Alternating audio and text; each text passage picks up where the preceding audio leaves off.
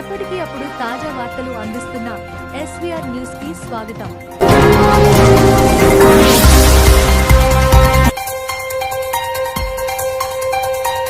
సిద్దిపేట జిల్లా నంగునూరు మండలం నర్మెట్ట గ్రామంలో నూతనంగా నిర్మించిన పామాయిల్ ఫ్యాక్టరీ ప్రారంభమైన నేపథ్యంలో ఫ్యాక్టరీని మాజీ మంత్రివర్యులు తన్నీరు హరీష్ రావు మరియు ఎమ్మెల్యేలు ప్రభాకర్ రెడ్డిపల్ల రాజేశ్వరరెడ్డి, ఎమ్మెల్సీలు యాదవరెడ్డి మరియు దేశపతి శ్రీనివాస్ కలిసి సందర్శించిన గజ్వేల్ నియోజకవర్గ బెరస్ పార్టీ ఇన్ఛార్జ్ వంటేరు ప్రతాప్ రెడ్డి జంగిలి, వీరన్న జంగిలి, నగేష్ గడం, ప్రేమనందం, గంగిడి శేఖర్, ఏడికోల్ భాస్కర్, జంగిలి మధు, సీనన్న, సిద్దిపేట మిత్రులందరూ, సిద్దిపేట రైతులందరూ, ఈ ప్రాంగణంలో ప్రెస్ మిత్రులందరికీ కూడా పేరు పేరు నమస్కారం. నేను ఒక మాట హరీష్ అన్న చెప్తున్నా. హరీష్ అన్న అనుకుంటే ఏదైనా చేయగలుగుతుంది. పట్టుదల కలిగినటువంటి వ్యక్తి. భారతదేశంలోనే నియోజకవర్గాలలో నంబర్ 1 నియోజకవర్గం ఏంటంటే సిద్దిపేట. సిద్దిపేట లేనిది ఏదీ లేదు, ప్రతిదీ కూడా చేయగలిగింది. నేను ఇంకో రిక్వెస్ట్ చేస్తున్నా, మన ఇండియన్ గవర్నమెంట్ ఆయిల్ దాదాపుగా 1,20,000 కోట్ల రూపాయలు ఖర్చు పెట్టి మలేషియా నుంచి ఇంపోర్ట్ చేసుకుంటారు.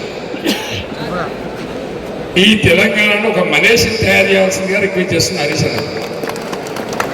ఈ 1,20,000 కోట్లు బయట దేశం పోతున్నాయి. అవి తెలంగాణ రైతులకు రావాలి. తెలంగాణ రైతులకు రావాలంటే అది ఒక్కడికే సాధ్యం, అది హరీష్ అన్నకే సాధ్యం. ఎందుకంటే పట్టు మొదలని విక్రమార్కులాగా పనిచేస్తారు కాబట్టి ఈ ప్రాంతంలో ఫామ్ ఆయిల్ వేసుకుంటున్నామంటే గతంలో ఇది ఆంధ్ర పంట, ఆంధ్ర వాళ్ళే వేసుకునేవాళ్ళు.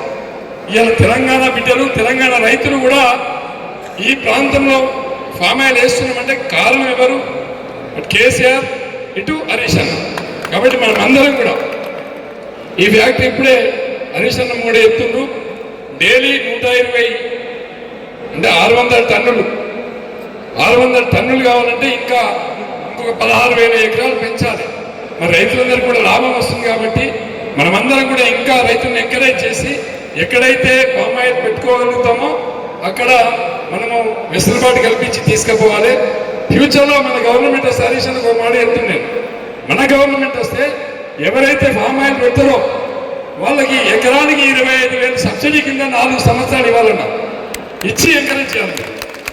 అది దానివల్ల ఇవాళ మీరు కాళేశ్వరం కడితే, ఏదైతే మల్లన్న సారు, గుండపోషమ్మ సారు, ఏదైతే రంగనాయక సారు, అన్నపూర్ణ కట్టితే 3 కోట్ల మెట్రిక్ టన్నుల వడ్లు వస్తున్నాయో, రేపొద్దున ఈ ఆయిల్ ఫామ్ వల్ల తెలంగాణ రాష్ట్రం భారతదేశంలో నెంబర్ 1గా ఉంటుంది, రిఫార్మ్స్లో నెంబర్ 1గా ఉంటుంది, ఆదాయంలో నెంబర్ 1 ఉంటుంది.